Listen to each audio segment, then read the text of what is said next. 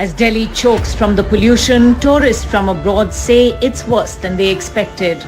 Smog की ये चादर दिन ब दिन मोटी होती जा रही है। दिल्ली में सांस लेना मुश्किल हो गया है। दिल्ली के आनंद विहार में एयर क्वालिटी इंडेक्स का लेवल 624 पहुंच चुका है। दिल्ली एनसीआर में वो समय आ गया है जब जनता को जहरीली सांस में हवा लेने पर मजबूर होना पड़ा है। दिल्ली एनसीआर में छोटे बच्चों के स्कूलों को प्रिकॉशनरी बंद कर दिया गया था और ऑनलाइन क्लासेस चलाई जा रही थीं। लोगों को खांसी, सर में दर्द और आंखों में जलन की शिकायत महसूस हुई। ये परेशानी इतनी ज्यादा है कि लोगों को आईसीयू में भी एडमिट करना पड़ रहा है। आईसीयू के एडमिशन्स बढ़ गए हैं और इसमें काफ़ी केसेस चेस्ट इन्फेक्शन वाले हैं जिनको आईसीयू की रिक्वायरमेंट हो रही है। वो सीधा इमरजेंसी में आते हैं, जो हम उनको इंजेक्शंस वगैरह भी देते हैं, उससे एकदम कंट्रोल नहीं आ रहा और उनको सीधा हमें आईसीयू में भर्ती करना। परेशानी सबके सामने है, लेकिन इस परेशानी की वजह क्या है समझने की कोशिश करते हैं इस वीडियो में।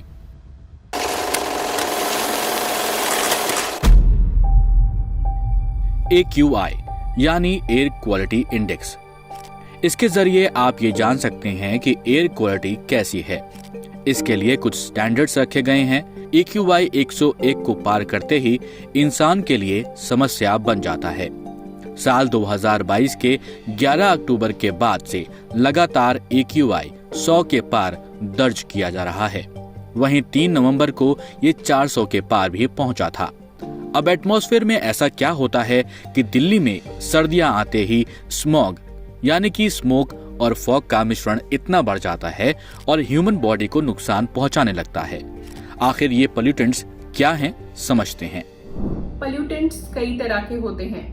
वो साइज पे डिपेंड करता है। जैसे PM 2.5 और 10 की मात्रा देखी जाती है तो ये माइक्रोमीटर साइज के पार्टिकल्स जो हैं, कुछ पार्टिकल्स हमारे जो एयरवे है, जो सांस लेने का रास्ता है, उसके ऊपरी हिस्से में डिपॉजिट होते हैं और कुछ जो कि 1 माइक्रोन से कम के होते हैं वो हमारी सांस के रास्ते, जो नलियां होती हैं, जो गैस एक्सचेंज के यूनिट्स होते हैं, वहां से पार करके वेसल्स में भी जा सकते हैं। और वहीं जहां वो वेसल्स पार करते हैं तो इन्फ्लेमेशन क्रिएट करते हैं किसी भी जगह, हार्ट में, ब्रेन में, किडनी में और बाकी सब जगह। इनसे शॉर्ट टर्म इफेक्ट्स होते हैं और काफी ज्यादा लॉन्ग टर्म इफेक्ट्स जो कि कैंसर के फॉर्म में भी आ सकते हैं, वो भी हो सकते हैं।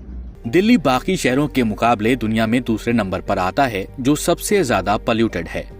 आप देखें तो एक डेटा बताता है कि साल 2030 तक दिल्ली दुनिया के बाकी शहरों से पॉपुलेशन के मामले में सबसे ऊपर पहुंच सकता है।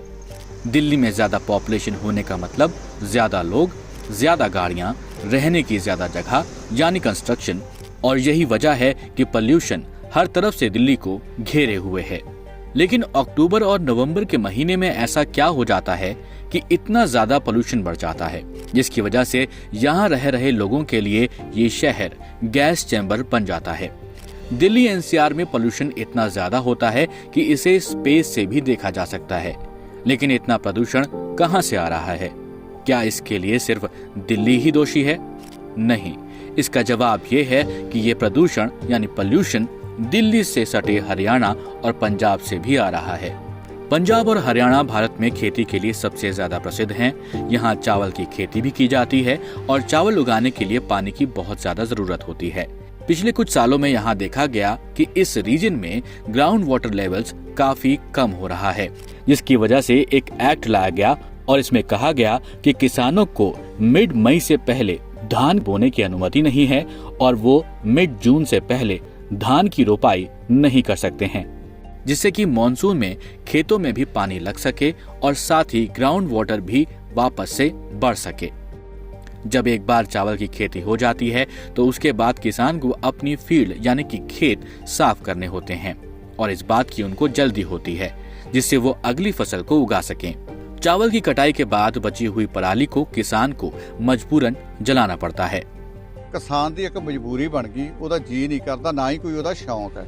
अखीरी की है भी वो बंदा तीली ला के ਉਹਦਾ मसला हल कर लेंदा ते कणक बीज लेंदा। अक्टूबर और नवंबर वो महीना है जब पराली जलना शुरू होती है और हरियाणा और पंजाब से धुआं दिल्ली का रुख करता है। दिल्ली आकर ये धुआं इतना जहरीला क्यों हो जाता है? इसके ज्योग्राफिकली दो कारण हैं। पहला ये कि मैप पर देखें तो दिल्ली हिमालय से सटा हुआ है। जो धुआं हरियाणा या पंजाब से आ रहा है वो हिमालय की वजह से दिल्ली में ही स्टक हो जाता है। दूसरा कारण ये कि दिल्ली में यह मौसम ठंड का है। हिमालय से ठंडी हवाएं दिल्ली का रुख करती हैं, जो कि लो लैंड एयर के नीचे जाकर सेटल हो जाती हैं। गर्म हवा के ठीक नीचे ठंडी हवा, और उस ठंडी हवा में स्मोक यानी धुआं, ये पराली, गाड़ियों, फैक्ट्रीज, कंस्ट्रक्शंस सभी का धुआं होता है, यानी पोल्यूशन होता है। शहर के ऊपर एक डोम क्रिएट हो जाता है। सबसे ऊपर वार्म एयर, फिर कोल्ड एयर, और उसके नीचे पराली के साथ साथ बाकी सारा शहर का पोल्यूशन, जो शहर को चोक करने लगता है।